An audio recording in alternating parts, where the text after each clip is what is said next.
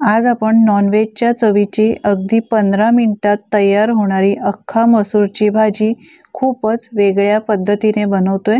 या पद्धतीने तुम्ही कधी अशी ही अख्खा मसूरची भाजी बनवली नसेल। खायला अप्रतिम लागते।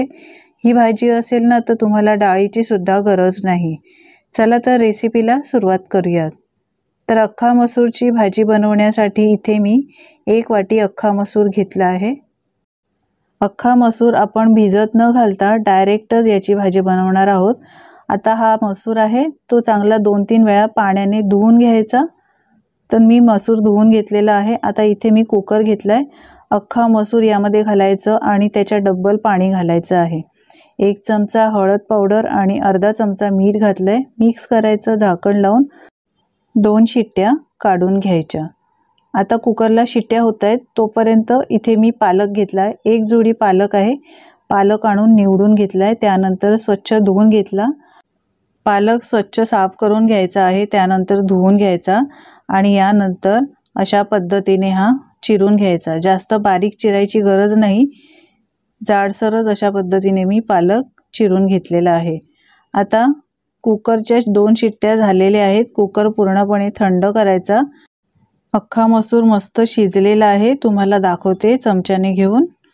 2 शिट्ट्यामध्ये हा अख्खा मसूर शिजून तयार होतो। तुम्ही या अख्खा मसूरला मोड काढून सुद्धा भाजी बनवू शकता।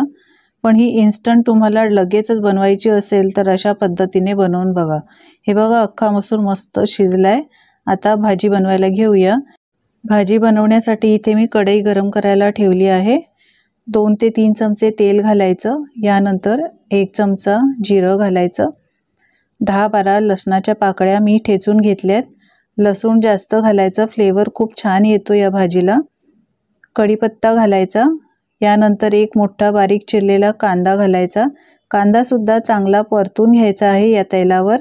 कांदा या भाजीला जास्तच लागतो त्यामुळे थोडासा कांद्याचा वापर जास्तच करायचा। व्यवस्थित सगळं मिक्स करून घ्यायचं आहे। आता कांदा बघा सोनेरी रंगावर आलेला आहे। ट्रान्सपरंट झालेला आहे। कांदा छान शिजलाय। 1 मोठा चमचा आलं, लसूण, मिरची आणि कोथिंबीरची पेस्ट घातली आहे। ही पेस्ट मी घरात बनवूनच ठेवते त्यामुळे आयत्या वेळी उपयोगी पडते। आता पाव चमचा हळद पावडर घालायचा। 1 मोठा चमचा काश्मीरी मिरची पावडर, 1 चमचा लाल तिखट आणि 1 चमचा धणे जिरे पावडर घातली आहे। आता 2 मोठे टोमॅटे रफली चॉप करून घेतलेत ते सुद्धा घालायचे। जास्त बारीक करायची गरज नाही। साफ करून धुवून चिरून घेतलेला पालक घालायचा आहे आणि सगळं साहित्य व्यवस्थित मिक्स करून घ्यायचं। गॅसची फ्लेम मी इथे स्लोच ठेवलेली आहे।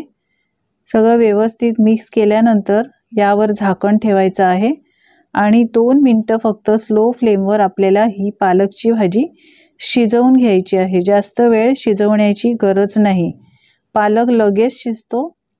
तर झाकण ठेवलं आहे। आता 2 मिनिटं ही भाजी मी छान शिजवून सुद्धा घेतलेली आहे। तुम्ही पाहू शकता याला पाणी सुटलंय। एकदा मिक्स करून घ्यायची आहे ही भाजी। यानंतर आपण उकडून ठेवलेला अख्खा मसूर यामध्ये घालायचा। कुकरमध्ये पाणी घातलंय मी आणि धुवून घातलंय, पण पाणी घेताना मी गरम पाण्याचा वापर केलेला आहे। गरम पाण्याचाच वापर करा। चवीप्रमाणे मीठ घालायचं। लक्षात असू द्या आपण अख्खा मसूर जेव्हा उकडून घेतला ना त्यावेळेला सुद्धा मिठाचा वापर केलेला आहे। तर मीठ घालताना टेस्ट करा आणि त्यानंतरच मिठाचा वापर करा। भाजीला छान एक उकळी काढून घेतली आहे। यानंतर 1 चमचा गरम मसाला घातलेला आहे। आता व्यवस्थित सगळं मिक्स करून घ्यायचं आहे। याला एक छान उकळी आली की झाकण ठेवून 4 ते 5 मिनिटं ही भाजी छान स्लो गॅसवर शिजवून घ्यायची।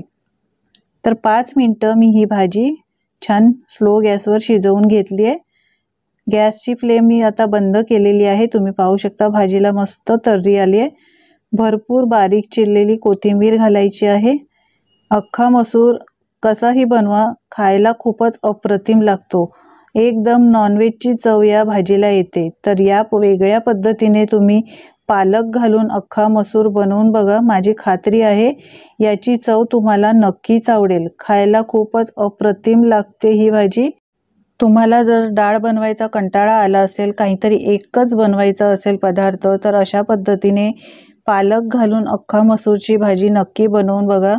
पालेभाज्या मुलांना आवडत नाही, कोणाला पालक आवडत नसेल तर अशा प्रकारे अख्खा मसूरमध्ये पालक घालून ही भाजी एकदा बनवून तर बघा. माझी खात्री आहे तुम्हाला ही भाजी नक्कीच आवडेल. अख्खा मसूरची भाजी या पद्धतीने एकदा नक्की बनवून बघा आणि बनवून बघितल्यानंतर भाजी कशी झाली होती हे कमेंट करून सांगायला अजिबात विसरू नका. मी बनवलेली रेसिपी तुम्हाला जराही आवडली असेल तर लाईक करा, शेअर करा आणि अशाच नवनवीन रेसिपी पाहण्यासाठी चॅनलला सबस्क्राईब करा. धन्यवाद.